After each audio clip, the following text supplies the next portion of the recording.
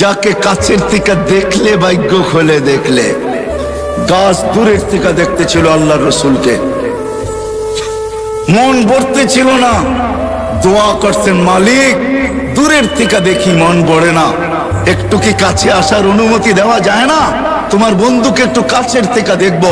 মানুষের মতো হাঁটতে হাঁটতে আল্লাহ রসুলের মাথার সামনে আইসা দাঁড়ায় গেছেন, মন পড়ে আল্লাহর রসুলকে দেখছেন, আবার জায়গায় চলে গেছেন, ঘুমের থেকে উঠছেন তো জাবের রাদিয়াল্লাহু তাআলা আনহু বলতেছে, ইয়া রাসূলুল্লাহ দেখলাম তো। দেখলাম কি? বলে কি দেখছিস? বলে ওই গাছ মানুষের মতো হাঁটতে হাঁটতে আসছে, আপনার মাথার কাছে দাঁড়ায়া আবার মানুষের মতো হাঁটতে হাঁটতে চলে গেছে। তো আল্লাহ রসুল বলছে ও দূরের থেকে দেখতে ছিল, মন ভরতে ছিল না, তো হাত উঠায়া দিছে, মালিক এত কাছে বন্ধু আসলো, আপনার বন্ধু আসলো, আমি দূরের থেকে দেখা মন ভরে না, একটু কি অনুমতি আমাকে দেওয়া যায় না যে আমি একটু মাথার কাছে দাঁড়ায় দেখবো, নিজের মনটাকে ভরবো? হায় হায় হায়, যাকে দেখা উঠ সেজদা করে উঠ, আল্লাহ রসুলের সামনে উঠ সেজদা করতেছিলেন, উঠ। সাহাবা বলছে, ইয়া রাসূলুল্লাহ নাহনু আহাক্কু বিহা, উঠ যদি আপনাকে সেজদা করতে পারে তাহলে তো আমরা বড় অধিকার রাখি। তো আল্লাহর রাসূল বলছে, লাউ আমারতু আহাদান আন ইয়াসজুদা লি আহাদিন লা আমারতু নিসা আন ইয়াসজুদনা লি আজওয়াজিহিন্না, কোন মানুষকে যদি মানুষ আল্লাহ ব্যতীত কারো সেজদার বৈধতা থাকতো তাহলে আমি স্ত্রীকে বলতাম সে যেন স্বামীর পায়ে ডেলি সেজদা করে। না না, উঠ করছে বিদায় তোমরা করতে পারবে তা হবে না, তোমাদের সেজদা একমাত্র আল্লাহর জন্য হবে। হায় আমি কতটুকু বুঝাবো আর। হালিমা সাদিয়া যখন উঠছেন আল্লাহর রসুলকে গাদার উপরে নিয়া, তো যাইতেছিলেন নিজের এলাকার দিকে, গাদা ঘুরা গেছে বাইতুল্লাহর দিকে, ঘুরা এক সেজদা লম্বা, দ্বিতীয় সেজদা আরো লম্বা, তৃতীয় সেজদা আরো লম্বা। গাদাকে জিজ্ঞাসা করছে হালিমা, আরে এত লম্বা লম্বা সেজদা, সবাই চলে যেতেছে, আমি যাব না। আমি সেজদা দিব না তো দিব না কেন? আমি সেজদা ওই আল্লাহকে দিব না তো দিব না কেন যে আল্লাহ দুজাহানের বাদশার জন্য আমার পিঠকে নির্বাচিত করছে। আমি সেজদা দিব না তো দিব কে? ওই মুহাম্মদুর রাসূলুল্লাহ। ও যুবক, তোমার পায়ে হাত রেখা বুঝাইতেছে, আসো, জীবনটাও ছোট, অস্তিত্বটাও ছোট। আল্লাহ মুকুট দিচ্ছেন হাজারো, সম্পর্ক গুলাই এক একটা মুকুট, আর উদ্দেশ্য মালিককে পাওয়া, আর পাওয়ার জন্য সহজ পদ্ধতি মুহাম্মাদুর রাসূলুল্লাহ। একটা ক্যারিয়ার ধরেই বসে থাকেন, একটা। আমি প্রমাণ দেখাইতেছি। আপনারা ইয়ামান জান নাই, আপনার ওয়াইস কুরনির নাম জানেন, ওয়াইস কারনি এটার নাম জানেন, ঠিক না? হ্যাঁ, কিন্তু আপনারা করণ চিনেন না। আমি চিনি করণ, আমি 4 বার গেছি, 4 বার ইয়ামান। কয়বার? টানা 4 বার গেছি। আমি জানি করণ থেকে মদিনা দূরে, তো দূরে কতটুকু আমি জানি, মদিনা দূরে কতটুকু। ওয়াইস আল্লাহর রসুলের জামানায় ছিলেন, সাহাবী হইতে পারেন নাই। হবে সাহাবী হবে তো হবে কি কইরা? মাকে রাইখা যাবে তো রাইখা যাবে কার কাছে? মাকে ঘুম পাড়াবে তো ঘুম পাড়াবে কে? মাকে খাওয়াবে তো খাওয়াবে কে? ঘুমের থেকে উঠাবে তো উঠাবে কে? মার গোসল করাবে তো করাবে কে? মার সেবা করবে করবে কে? হবে মাকে ছেড়া যান নাই, কেননা এটাও আল্লাহর রসুলের আদর্শের একটা আদর্শ যে মা আর বাবা, এটাও আল্লাহর রসুলের একটা আদর্শ। অবেস মাকে ধরা পড়া ছিল, সাহাবী হওয়ার সুযোগ পায় নাই, একটা আদর্শকে ধরা পড়া ছিল। বিদা আল্লাহ অবেসকে চমকাইছে এতটুকু, বলছে বন্ধু অবেস সাহাবী হইতে পারে নাই, কিন্তু আমি আপনাকে বলতেছি বলা যান, যে অবেসকে পাবে সে যেন আপনার উম্মতের জন্য অবেসের হাত দুটা উঠাইতে বলে, কেননা অবেস হাত উঠাইতে দেরি, আমরা কবুল করতে দেরি করি না। কেননা অবেস আপনার একটা আদর্শ নিয়ে পড়া আছে, মা মা মা, মাকে ছেড়া যাব তো যাব কি করে? একদিকে সাহাবিয়ার টানতেছে, একদিকে আল্লাহর রসুলের দিদার টানতেছে, একদিকে সাহাবী হওয়ার কি সৌভাগ্যকে নেওয়া টানতেছে, আরেকদিকে বলতেছে মা নবীর আদর্শ রেখা যাইতো চাই কি করা। সাহাবী হইতে পারেন না। আল্লাহর রসুল বলছে ওমর কেউ পাবে না, কিন্তু তুমি পাবে। আলী, কেউ পাক আর না পাক তোমরা দুইজনে পাবে। যখনই অবেশকে পাবে তো বলবে আমাদের জন্য যেন হাত উঠায়া দেয়, আমার উম্মতের জন্য যে হাত উঠায়া দেয়, আর তোমাদের জন্য দোয়া করায় নিবে। আর রাখো আমার এই জুব্বা, অবেশকে পাইলে আমার জুব্বা অবেশকে পড়ায়া দিও। এক আদর্শ নিয়েছিলেন। চলেন, এটা এত আশ্চর্যজনক না। আশ্চর্যজনক তো সামনেরটা। অবেশকে যেদিন মার সেবার বদলা দিবে আল্লাহ, জান্নাতের গেটে দাঁড় করায় দিবে। অবেশ যখন জান্নাতে ঢুকতে থাকবে তো আল্লাহ থামায়া দিবে আর বলবে, অবেশ আজকে জান্নাতি দোজখী সবাইকে আমি দেখাইতে চাই। তুমি যে আমার নবীর একটা আদর্শ নিয়ে পড়া ছিল, সাহাবী হইতে পারো না, তাবেই হইছো। ওই মার সেবার বদলা আজকে জান্নাত জাহান্নাম সবাইকে দেখাবো। কি দেখাবেন? আল্লাহ ঘোষণা দেয়, অবেশ জাহান্নামে যার উপরে তুমি আঙ্গুল উঠাবে, তোমার আঙ্গুলের ইশারায় তাকে আমি জান্নাতে দিব। অবেশ আঙ্গুল উঠাইতে থাকবে, কাতারে কাতার জান্নাতে যাইতে থাকবে। আল্লাহ রসুল আরবের এক কবিলার নাম নিছেন যে এই কবিলার সমপরিমাণ লোক জান্নাতে যাবে। কসম খোদার, আল্লাহ রসুলের একটা কেরিয়ার ধরা পড়া থাকে, একটা আদর্শ ধরা পড়া থাকে, একটা আদর্শ, একটা কেরিয়ার, একটা লাইফ স্টাইল নিয়ে পড়া থাকো যুবক। কসম খোদার, এটা তোমাকে জান্নাতে নিবেই নিবে, নিবেই নিবে, নিবেই নিবে। আমি যুক্তি দিয়া বুঝাইলাম হাদিস, আর হবে না কেন? আল্লাহর রাসূল এই উম্মতের জন্য হারিসুল, লাকাদ জাআকুম রাসূলুম মিন আনফুসিকুম আসিসুন আলাইহি মা আনিতুম হারিসুম বিল মুমিনিনা রাউফুর রহিম। ওই নবী যিনি আরশে যে আমাদেরকে বলেন নাই, সারা জীবন কাঁদতে কাঁদতে কাঁদতে কাঁদতে একদিনের জন্য চোখের পানি শুকায় নাই। নাইলে জিবরিল মিকাইল কোনোদিন মিথ্যা বলতো না। জিবরিল মিকাইল দুজন জিজ্ঞাসা করছেন, মা সালা আরাকা তাবকি, যখনই দেখি আপনার চোখে পানি কেন টলটল করে? বলছে, যেদিন থেকে জান্নাত জাহান্নাম দেখা আসছে ওদিন থেকে চোখের পানি থামে না। যে সারা জীবন চোখের পানি ঝরাইছেন, মৃত্যু লগ্নে যখন চাইতেছেন তখনও চোখের পানি ঝরতে ছিল। জিবরিল আলাইহিস সালাম জিজ্ঞাসা করছেন, আনতা ইলা রাফিক তাবকি আনতা ইলা রাফিকিল আলা আল্লাহু ইয়ান্তাযিরুক, এখনো কাঁদেন? আল্লাহ আপনার অপেক্ষায় অপেক্ষমান। উপর জগতে খুশির বন্যা চলতেছে, এখন বন্ধু বন্ধুর সাথে আইসা মিলবে, এই জন্য সমগ্র জগতে খুশির হুল্লোড় চলতেছে। আর আপনার চোখে পানি কেন? আপনি তো এখন আল্লাহর সান্নিধ্যে যাবেন, আপনার জন্য ঊর্ধ্ব জগতে খুশির বন্যা বইতেছে। সমগ্র জগৎকে সাজানো হয়েছে আজকে বন্ধু বন্ধুর সাথে চিরদিনের জন্য সাক্ষাৎ করাবে। আপনার চোখে পানি কেন? বলছে জিবরিল, ফামান লিবাদিলি উম্মতি, এক প্রশ্ন এখনো বাকি, আমার পরে উম্মতকে দেখা রাখবে কে? নারায়ণগঞ্জের মানুষ এখানেই শেষ না, কবর থেকে কাঁদতে কাঁদতে উঠবে, ওয়াহুয়া ইয়াকুম ওয়া ইয়াবকি ওয়া ইয়াকুল জিবরিল আইনা উম্মতি, উঠবে আর কাঁদবে আর বলবে আমার উম্মত কোথায়, আমার উম্মত কেন রিসিপশনে আসে না? যখন মাকামে মাহমুদে নিয়ে যাওয়ার জন্য উঠানো হবে, মাকামে মাহমুদে যায় হাত রাইখা বলবে বসবো না।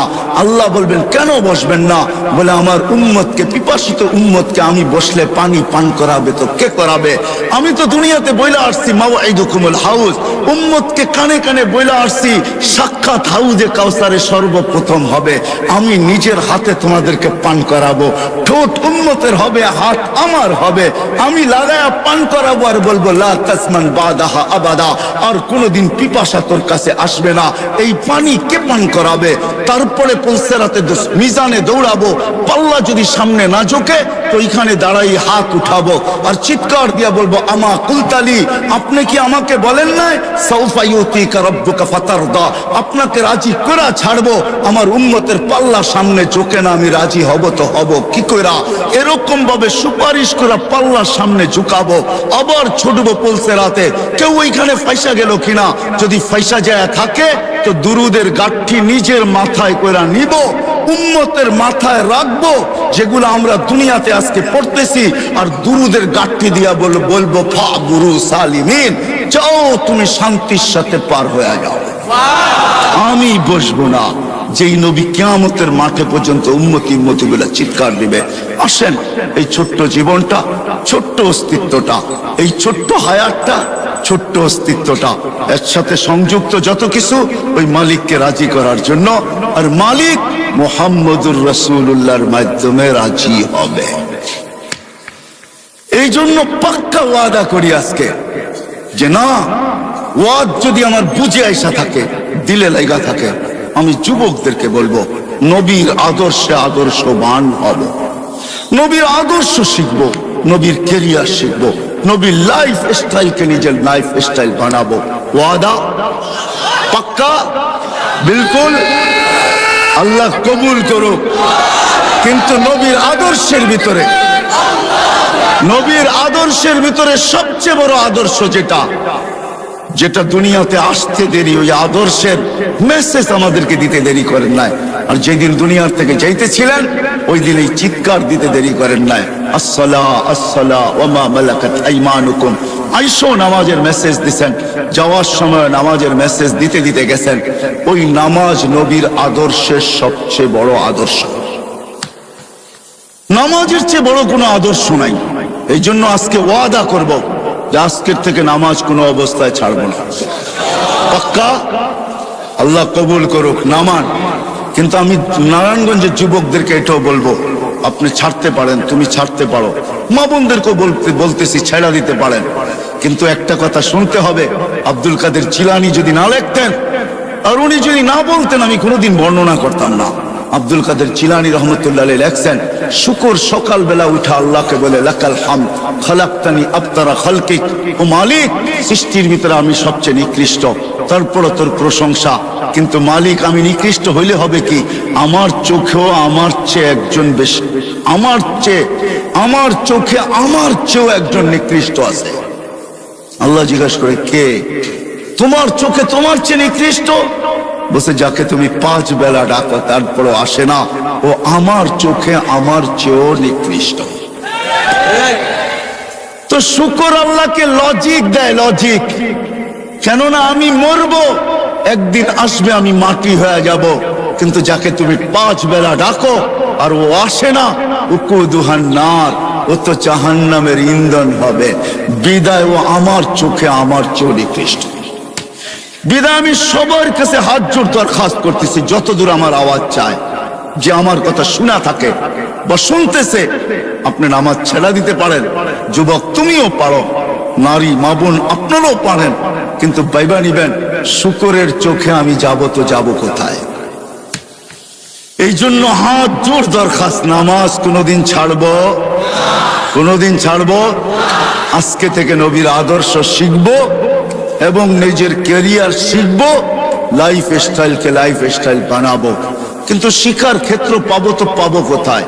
হতে পারে আজকে তো দুনিয়া বলে, এক সময় বলতো দুনিয়া যে দুনিয়াটা হাতের মুঠায়, এখন দুনিয়ারা বলে দুনিয়াটা আঙ্গুলের মাথায়, ঠিক না? টাচ করতে দেরি, পাইতে দেরি হয় না। না না না, এটা সঠিক পদ্ধতি না যে আপনি সবকিছু নেট থেকে সংগ্রহ করবেন। কেউ যদি বলে এটাও তো একটা প্রযুক্তি, মানি আমি এটা প্রযুক্তি, তাতে কিছু আসে যায় না। কিন্তু এটা নেটের থেকে না। আপনি নেটের থেকে পাইলো, কিন্তু আপনি হাইটা আসার ফজিলত পাবেন তো পাবেন কোথায়? একজন আলেমকে জিজ্ঞাসা করার ফজিলত পাইবেন তো পাইবেন কোথায়? ওনাকে দেখার ফজিলত পাইবেন তো পাইবেন কোথায়? ওনার সোহবতে অতক্ষণ সময় বসার ফজিলত পাবেন তো পাবেন কোথায়? সময় নাই আমার মেলে, আমি দেখাইতাম যে এক একটা কত ফজিলত রাখে। চলেন একটাই শুনানি। জান উলামা আছে, কিতাবের নাম বলে দিতেছি। লুবাবুল হাদিস আলা কাউলিল হাসিস, জালালউদ্দিন সুয়ুতি রহমতুল্লাহ লেখা ইবনে মাজাহ শরীফ সিয়াসত তার এক কিতাব। আল্লাহর রাসূল এটাও বলছেন যে হক্কানি আলেমদের জিয়ারত করলো সে যেন আমার জিয়ারত করলো। আরেক রিওয়ায়াতে আছে হাইয়ান, আমাকে জীবিত দশায় দেখলে যেরকম জিয়ারত হতো ওরকম জিয়ারত যেন তার সওয়াব সে পাবে। বিদায় আপনি নেটের থেকে এটা পাবেন তো পাবেন কোথায়? ঠিক না? কই পাবেন? এই জন্য শেষ কথা, আসেন, এতগুলা মসজিদের উলামায়ে কেরাম আপনাদেরকে জমা করছেন, আর সবাই হক্কানি আলেম, এদের কাছ থেকে নবীর জিন্দেগি শিখি, লাইফ স্টাইল শিখি, আল্লাহকে রাজি করি। মনের আশা আল্লাহ পুরা করবে, এটা আল্লাহর ওয়াদা। কেননা আল্লাহ ওইখানে যদি পুরা করে মা তাস্তাহি বলছেন আল্লাহ কোরআনে, মা তাস্তাহি আনফুসুকুম, মনটা এইখানেও যেরকম ওইখানে ওরকমই থাকবে। বোঝা গেল মনের আশা আল্লাহ পুরা করবে। আল্লাহ আমাদের সবাইকে আমল করার তৌফিক দান করেন। ওমা আলাইনা ইল্লাল বালা। আমাদের অস্তিত্বটাও ছোট, 6 ফিট 6.5 ফিট, এটা হলো আমাদের অস্তিত্ব। 7 ফিটের খুব কমই লোক এখানে পাওয়া যাবে যারা একত্রিত হয়েছি। মনে হয় না কেউ 7 ফিট হবে, বেশির থেকে বেশি 6.5 ফিট, 6.25 ফিট। তো অস্তিত্বটাও কিন্তু আমাদের ছোট। আমার কথা বোঝেন তো? সুরটুর কিন্তু হবে না, এটা আগের থেকেই বুঝা বসতে হবে যে খুব সুর হবে। সুর আমার কাছে নাই, কোত্থেকে দিব? বিদায় এরকম কথা হবে, দিলের কানে শুনলে আশা করি বুঝে আসবে। অস্তিত্বটা আমাদের অনেক ছোট, 6 ফিট 6.5 ফিট 6.25 ফিট, কিন্তু 7 ফিট খুব কম। আবার যারা একটু বেশি লম্বা হয় এরকম লোকের সংখ্যা খুব কমই।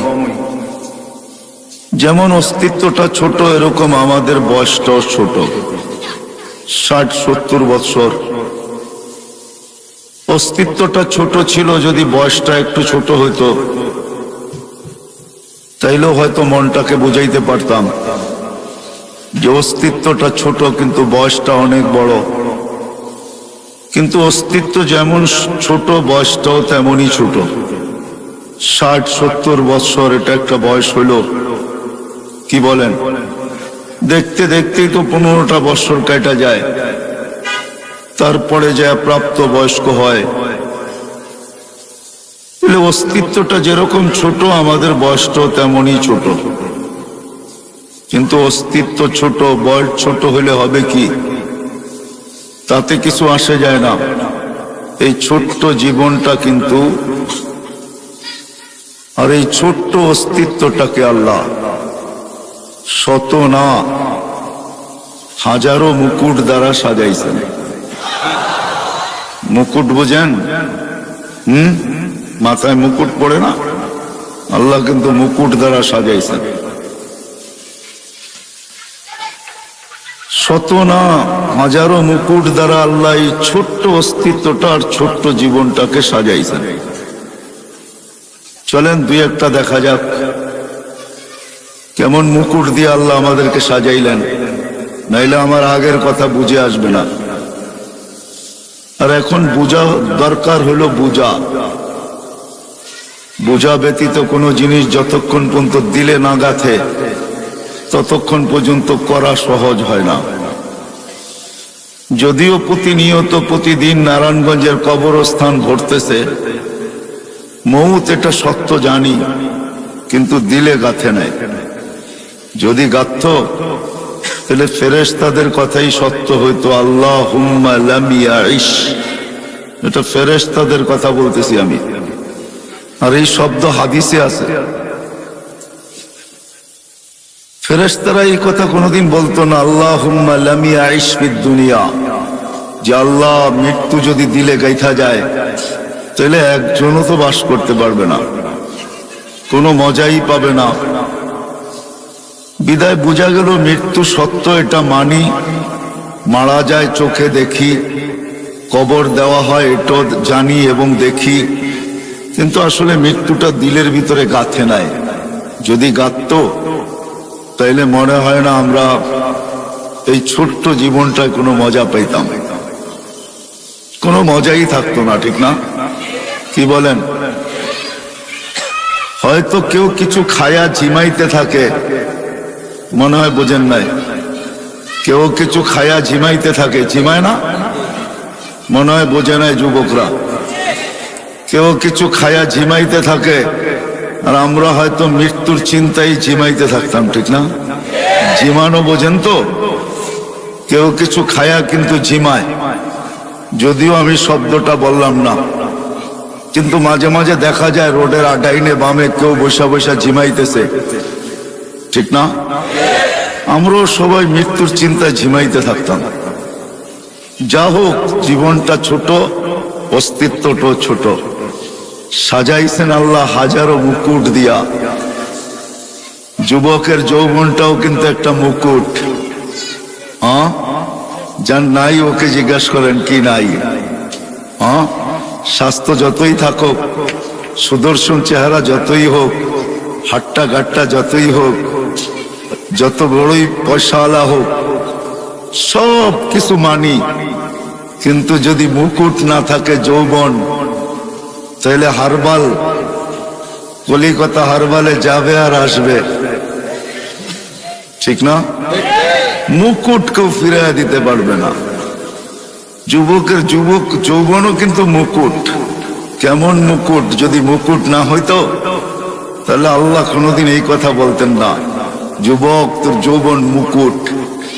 কেমন মুকুট জানিস?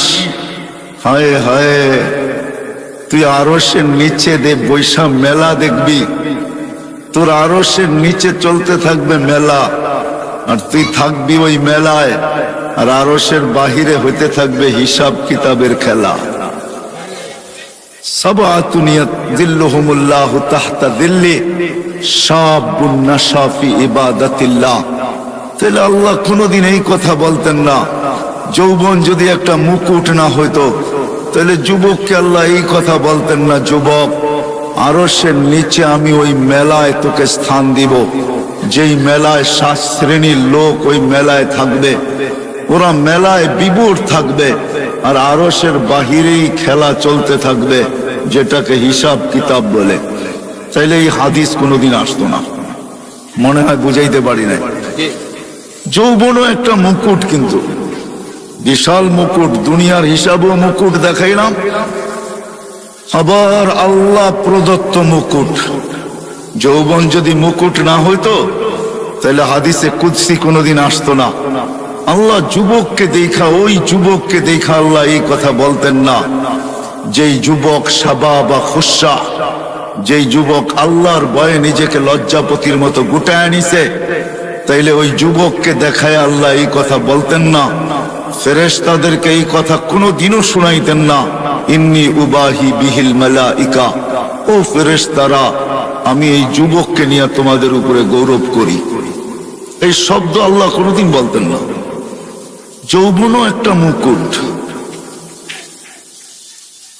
এরকম যদি দেখাইতে যাই, কোরআনের ওই কথা তো রয়েই গেল, ওয়ালাকাদ কাররামনা বনি আদম। আল্লাহ বলে শ্রেষ্ঠত্বের মুকুট তোর মাথায়। কোরআন বলতেছে শ্রেষ্ঠত্বের, তুই ছোট হইলে হবে কি? কেননা তুলনা করতে গেলে আমার কাছে সময় হবে না যে আমরা অস্তিত্বগতভাবে কতটুকু ছোট। জিবরিল আলাইহিস সালামের সাথে তুলনা চলবে না আমাদের, কেননা ফাইদা রাসুহু ফাওকা সাবঈ সামাওয়াত, উনার মাথা 7 আকাশের উপরে, রিজলুহু তাহতাস সারা, পাও 7 জমিনের নিচে, সিত্তুমিয়াতু জানা, 600 ডানা, লাউ কাশাফা জানাহাই লাগাত্তাল মাশরিক ওয়াল মাগরিব, 2 ডানা প্রসারিত করলে 2 সীমান্ত ঢেকা যায়। ওটার সামনে তো আপনার আমার কোনো তুলনাই নাই। বিধায় ওনাকে দিয়ে আমাদেরকে তুলনা করলে চলবে না, কোনো পার্সেন্টেজ নাই। জমিনেরটা দিয়ে আমাদেরকে তুলনা করতে হবে। জমিনেরটা দিয়ে তুলনা করতেও যদি যাই, তাহলে পাওয়া যায় সুলাইমান আলাইহিস সালামের দাওয়াতে যে মাছ আসছিল সর্বপ্রথম, উনি জমিনের প্রাণীকে একবেলা খাওয়াইতে চাইছিলেন, অনুমতি আল্লাহ দিয়া দিছিলেন। উনি 6 মাস বৎসর বর পাকায় যখন রেডি করছেন, আল্লাহকে বলছেন মেহমান পাঠান। আল্লাহ বলছে জল না স্থল? বলছে জল আগে পাঠান, স্থলের মানুষগুলা তো বাড়ির মানুষই, ওরা পরে খাবে না। তো আল্লাহ জলের থেকে একটা মাছ পাঠাইয়া দিছিলেন, শুনছিলাম। মাছ এসে সালাম দিয়া বলছে আল্লাহর নবী, আজকে তো আপনারই মেহমান। বলে বিলকুল। বলে খাওয়া রেডি? বলে বিলকুল রেডি। তো খাইতে শুরু করছেন, যা পাকাইছেন 1 বছর পর্যন্ত জিন ইনসান দিয়া সব খাইছেন। যেই পাতিল দিয়া পাকাইছেন ওগুলা খাইছেন, যত বর্তন সর্তন পেয়ালা শেলা, যত চামচ চুমচ সব খাইছেন, এমনকি চাটাই পর্যন্ত খায়া ফেলছেন। সব খায়া যেমন পাকানের আগে পরিষ্কার ছিল এমন পরিষ্কার করে দিছেন। তো সুলাইমান আলাইহিস সালাম বলতেছিলেন এমন পেটুক তো দেখি নাই। তো বলছে আল্লাহর নবী, মেহমানকে এরকম ভাষায় বলা উচিত না। অন্য কেউ যদি বলতো তো মেনা নিতাম, কিন্তু আপনি আল্লাহর নবী হয়ে এরকম বললেন তো বললেন কি কইরা? বিদায় আপনি যখন খোঁচা মাইরাই দিলেন তো আমি সত্য বলতে বাধ্য হইলাম। আল্লাহ আমাকে ডেলি এরকম 3 লোকমা দেয়, আপনি তো 1 লোকমা দিলেন, বাকি 2 লোকমার জায়গা এখনো খালি আছে। তাকে দিয়েও কিন্তু আমরা তুলনা করলে হবে না। একটা হাতি দিয়েও যদি তুলনা করি তার তুলনায় আমরা বহুত ছোট, ঠিক না? বিদায় অস্তিত্বটা আমাদের ছোট, কিন্তু অস্তিত্বটা ছোট, আবার বয়সটাও কিন্তু ছোট। অস্তিত্ব ছোট, কসম খোদার আমাদের বয়সটাও ছোট। কিন্তু হইলে কি হবে? এই অস্তিত্ব আর বয়সের উপরে হাজারো মুকুট লাগানো আছে, মুকুট। গণাইতে গেলে বা দেখাইতে গেলে সারাটা রাত্র কেন জীবনটা চলে যাবে। যদিও আমরা এগুলাকে কখনো অ্যানালাইসিস করি না, ভাবি না, চিন্তা করি না যে আমার অস্তিত্বটা কত বড়, আমার অস্তিত্ব এবং আমার এই ছোট্ট বয়সটা। আর এই যে হাজারো মুকুট দিয়ে আল্লাহ আমাকে সাজাইলেন, এটা দিলেন তো দিলেন কেন? কি জন্য দিলেন আল্লাহ? এই কথা কিন্তু আমরা ভাবি খুব কম লোকই। মনে হয় না এই মজলিসে একজনও পাওয়া যাবে না। আমি মুকুট দেখাইলে অনেক দেখানো যাবে, সবগুলোই কিন্তু এক একটা মুকুট, বিশাল বিশাল মুকুট। সৃষ্টির ভিতরে শ্রেষ্ঠত্ব দিলেন আপনাকে, এটাও একটা মুকুট। কুদরতি হাত দিয়া তৈরি করলেন, এটাও একটা মুকুট। না মুকুট না, 9 মাস সময় নিয়ে 10 মাস সময় নিয়ে তৈরি করলেন। আয় আমি তো বলতে বাধ্য, আল্লাহ আল্লাহ সবচেয়ে বড় ম্যাজিক, আল্লাহ ম্যাজিশিয়ান। আল্লাহ সবচেয়ে বড় ম্যাজিক হলো আপনি আর আমি। মানুষের চেয়ে বড় কোনো ম্যাজিক নাই। ছোট্ট একটা উদাহরণ দিলে বুঝে আসবে কিনা জানি না।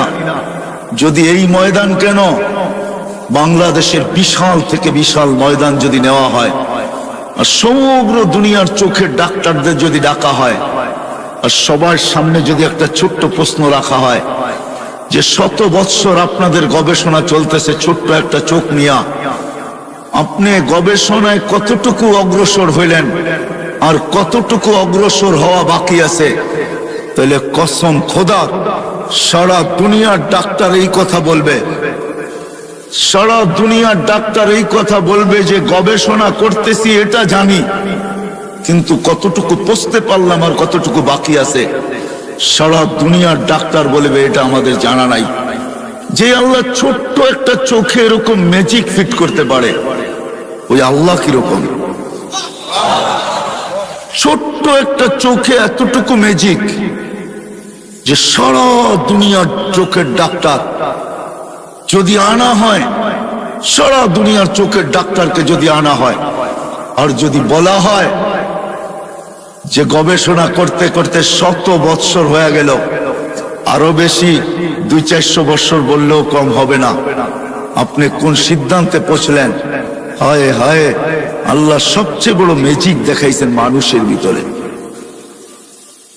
সবচেয়ে বড় ম্যাজিক মানুষ, ম্যাজিশিয়ান আল্লাহ। কে ম্যাজিক দেখাইছেন? কে? আল্লাহ। বিদায় আসল কথার দিকে চলে আসি, সময় লম্বা করা যাবে না, এই জন্য আসল কথার দিকে চলে আসি যে এই ছোট্ট অস্তিত্ব আর এই ছোট্ট জীবন, এই ছোট্ট অস্তিত্ব আর এই ছোট্ট জীবনের উপরে হাজারো মুকুট, শত না হাজারো মুকুট দেখানো যাবে। হায় হায়, আমাদের সুস্থতাটাও একটা মুকুট। যদি সুস্থতা মুকুট না হইতো তাহলে হাদিসের এই শব্দ কোনোদিন আসতো না। সুস্থতা যদি মুকুট না হইতো, কি আওয়াজ নাই?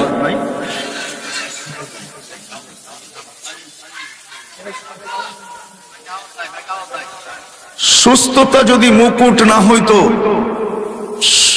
সুস্থতা একটা মুকুট। আরে আজিজও আওয়াজ হবে কোত্থেকে? নিয়ে আসছেন লিপ টাচ।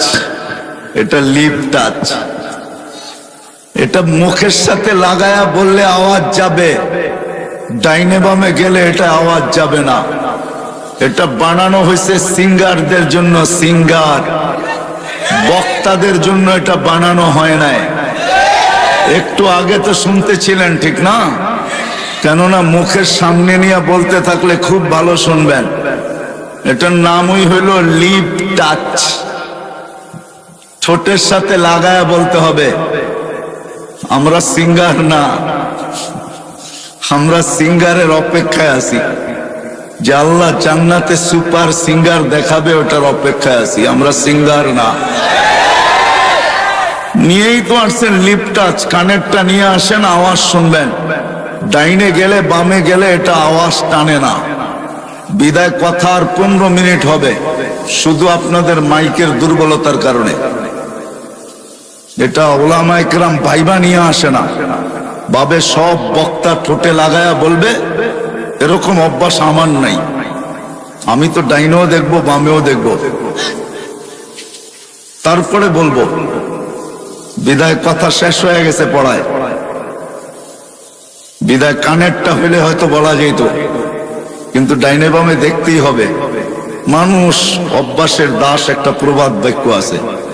আবার এটাও আছে, অভ্যাস মানুষের দাস, এটাও একটা প্রবাদ বাক্য আছে। বিদায় এই জিনিসটা হলো লিপ টাচ। এখন শোনা যায়?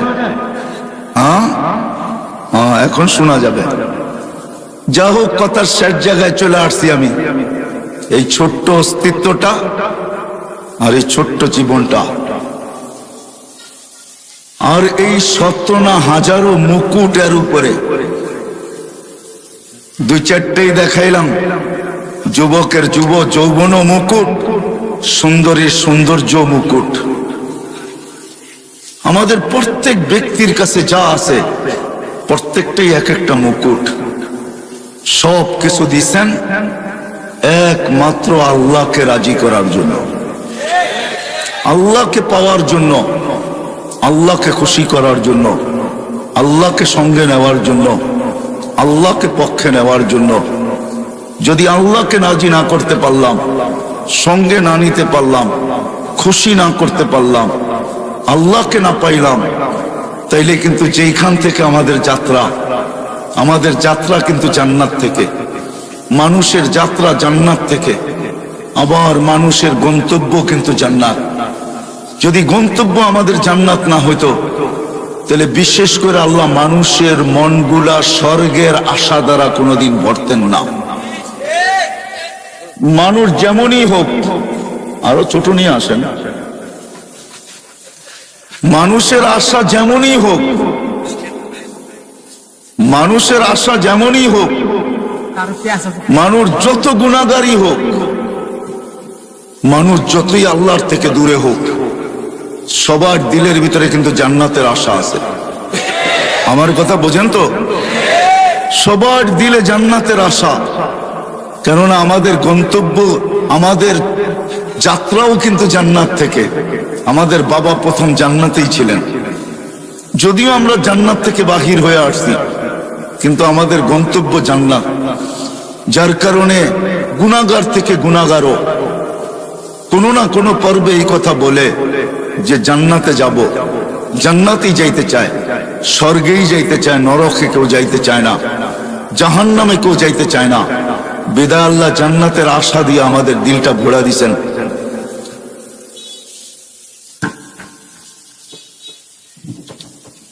জান্নাতের আশা দিয়ে আল্লাহ আমাদের দিলটাকে ভরা দিছেন।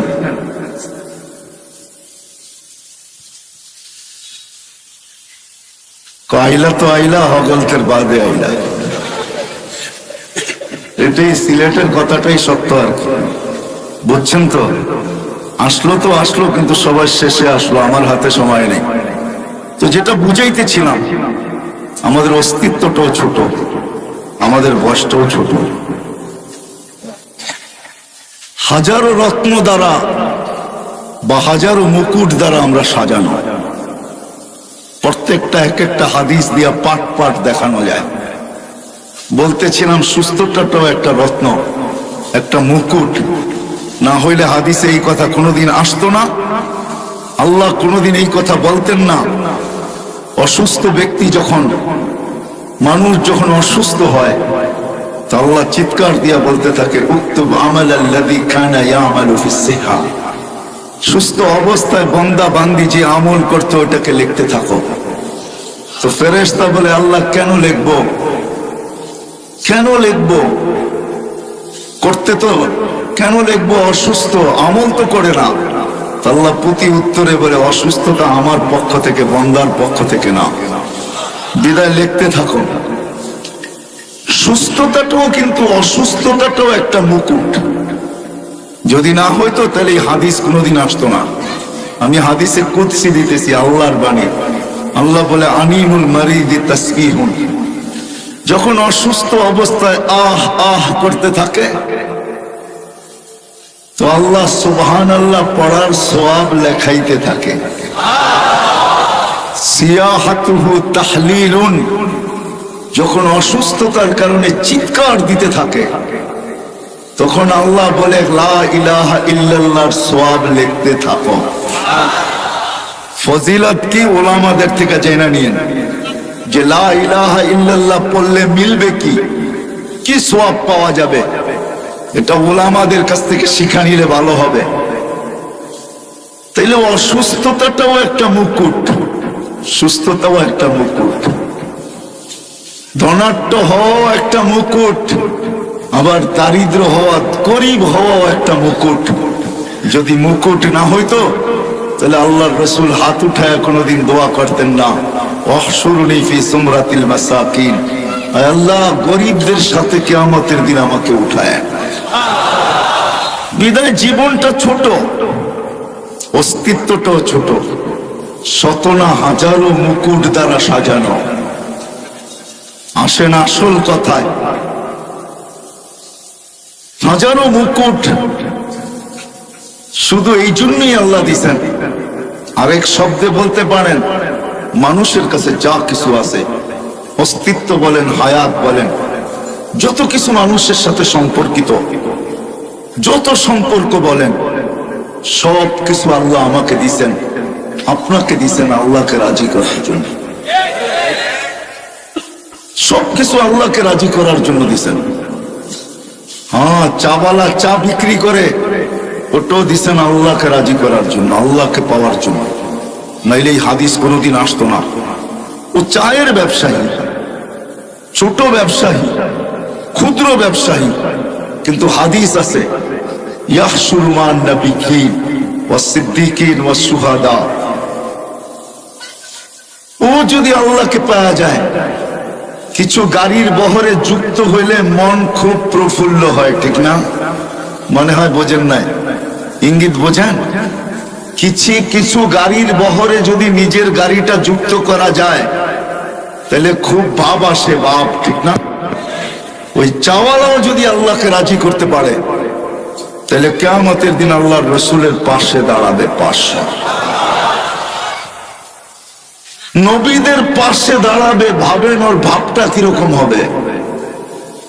আমি শব্দ চেঞ্জ করে দিলাম, হয়তো আপনারা বুঝতেছিলেন না। আমাদের এই ছোট অস্তিত্বটা এবং এই ছোট্ট বয়সটা, এর ভিতরে যা কিছু আমাদের সাথে সংযুক্ত, সব আল্লাহকে রাজি করার জন্য, আল্লাহকে পাওয়ার জন্য। আর একটা কথা কানে বসায় নেই, দিলে এইখানে বসায় নেই, আল্লাহ পাওয়া ছাড়া দুনিয়া কাটবে বটে, দুনিয়া কাটবে, এটাই সত্য। প্রমাণ, কেননা জন্ম লগ্নি আল্লাহ কানে বলে দিছেন হুয়াল্লাযী খালাকাকুম সুম্মা রাযাকাকুম, হুয়াল্লাযী খালাকাকুম সুম্মা রাযাকাকুম। ওই আল্লাহ যিনি আমাদেরকে অস্তিত্ব দিছেন, ওই আল্লাহ যিনি আমাদেরকে অস্তিত্ব দিছেন, উনি প্রত্যেক ব্যক্তিকে লালন পালন করবেন, এটা আল্লাহর ঘোষণা। কিন্তু যদি মালিককে জিজ্ঞেস করি কতদিন করবেন, তো মালিক নিজেই জবাব দিতেছেন ইলা আজালিম মুসাম্মা, একটা সময় পর্যন্ত করব। তারপর মালিক সুম্মা খাসনাহু বাকতা ওয়া কাযা, আল্লাহ 7 ঘন্টা টানা ডাকবে। আর কি বইলা ডাকবে? নারায়ণগঞ্জের মানুষ, দুনিয়ার মানুষ আসামিকে ধরার জন্য খোঁজে, আমি তোকে মাফ করার জন্য খুঁজি। দুনিয়ার মানুষ শাস্তি দিয়া মজা পায়, আমি মাফ করা মজা পাই। দুনিয়ার মানুষ শাস্তিতে অভ্যস্ত, আমি মাপে অভ্যস্ত। দুনিয়ার মানুষ শাস্তিকে ভালোবাসে, আমি মাফ করাকে ভালোবাসি। দুনিয়ার মানুষ শাস্তিকে ক্রেডিট মনে করে, আমি মাফ করাকে ক্রেডিট মনে করি। এই শব্দ দিয়া 7 ঘন্টা ডাকবে। বলেন এখানে কয়জন আছি আমরা? একটা শব্দ দিয়া যথেষ্ট। কয়টা শব্দ? কয়টা? সুবহানাল্লাহ একটা শব্দ, আলহামদুলিল্লাহ একটা শব্দ। উলামাদেরকে জিজ্ঞাসা করেন সুবহানাল্লাহ আলহামদুলিল্লাহ তামলাউ মা বাইনাস সামাই ওয়াল আরদ। সৌরজগৎ বেড়া যায়, কিন্তু সমগ্র সৃষ্টি মিলে গুনাহ দিয়া ভরা যাবে না। কিন্তু আল্লাহ বলে ওয়ালাউ বালাগাত যুনুবুকা ইনানাস সামা, তুই একাও যদি ভরা দিস, আর শুধু ভরিস নাই, আকাশ ভেদ করে যদি উপরও চড়ায়া দিস, তুই মাপ চাইতে দেরি, আমি মাফ করতে দেরি করব না। ওয়ালা উবালি, আমার পরোয়া হবে না, আমি তাকায় দেখবো না তুই কত গুনাহ করছিস।